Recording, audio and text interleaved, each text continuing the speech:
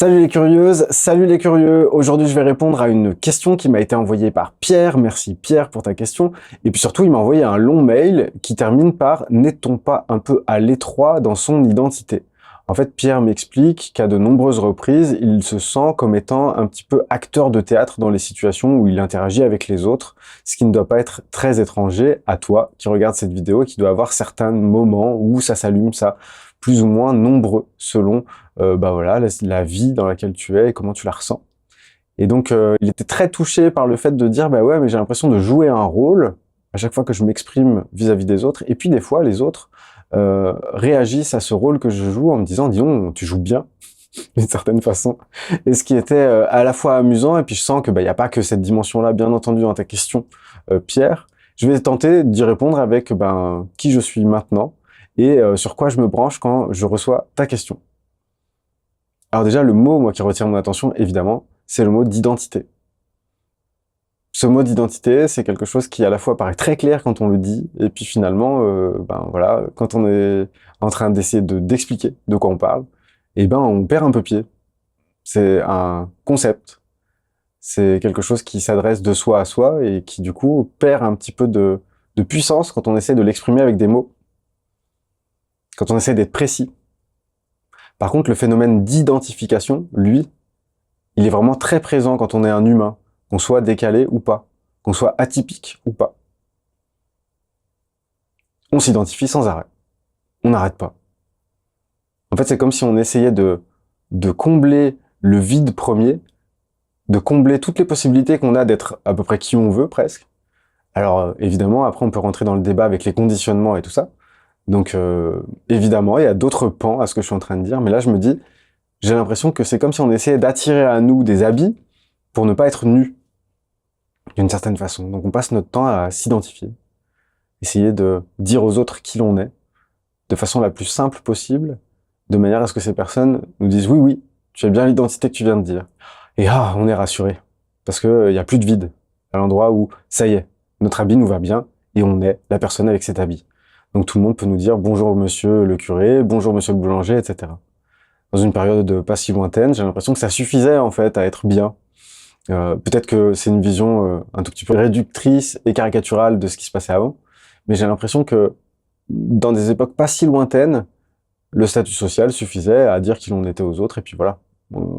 Les questions qui se posaient en sous-jacent, pour les personnes qui devaient être atypiques elles aussi, n'étaient pas aussi visibles qu'aujourd'hui. Aujourd'hui, un atypique a énormément de moyens de nourrir son savoir concernant son fonctionnement, peut-être même trop, pour comprendre son décalage, pour comprendre comment il fonctionne et comment fonctionnent les autres. À l'époque, les personnes qui se sentaient décalées, n'ayant pas ces outils-là, n'ayant pas cette largeur et cette profusion d'informations, je pense, étaient vouées à rester habillées avec le costume qu'on leur donnait, avec plus ou moins de difficultés, plus ou moins de souffrances. Et se sentir à l'étroit dans son identité, je crois que c'est très propre à notre époque. C'est-à-dire que finalement, d'une certaine manière, on pourrait dire que médiatiquement, en tout cas, on entend beaucoup parler d'être à l'étroit dans son identité, que ce soit son identité sexuelle, son identité d'origine, son identité de fonctionnement cérébral, son identité de fonctionnement émotionnel. On est à l'étroit, on a envie de transcender des carcans, et on a envie de connaître ces carcans pour mieux les transcender. En tout cas, cette chaîne a pour but de faire ce genre de choses. C'est de connaître les carcans pour essayer de les dépasser. Et donc, quand je dis carcan, on sent directement peut-être qu'il y a quelque chose de péjoratif dans ce que je suis en train de dire, alors que finalement, c'est utile les carcans, comme c'est utile les costumes quand on ne sait pas qui on est. Et au bout d'un moment, le phénomène peut s'inverser. Et c'est là où j'ai envie d'en venir. N'est-on pas un peu à l'étroit dans son identité? Bien entendu. Si on attend que cette identité soit fixe, on ne peut que ressentir l'aspect factice de ça. C'est temporaire. Un costume, c'est temporaire. Un costume, c'est dû à un moment de vie, à un contexte. C'est dû au nombre de personnes qu'il y a autour de nous. Si on a un enterrement, on n'a pas la même identité que si on est dans une soirée où on est en train de boire des coups avec des copains. Que si on est tout seul dans sa maison et qu'on parle à ses chats. Que si on est avec son compagnon ou sa compagne en train de partager des moments intimes. En fait, notre identité, elle est mouvante sans arrêt. Il y a quelque chose de fixe là-dedans. Il y a quelque chose qui ne bouge pas, mais on ne sait pas ce que c'est, on ne saurait pas l'attraper en fait finalement. Il y a des points fixes. Il y a des choses qui ne vieillissent pas à l'intérieur de nous. Mais sitôt qu'on en parle, j'ai l'impression que c'est comme ça glisse comme des savonnettes, cette histoire. En fait, ça nous est propre. Et un des trucs les plus difficiles qui soit, en tout cas, j'ai l'impression, là où ça me touche, ce que tu me partages, Pierre, ta question me touche à l'endroit où mon identité, c'est l'endroit où je suis tout seul. Ma véritable identité, c'est l'endroit où je suis tout seul. Donc, personne va pouvoir vraiment connaître cette identité.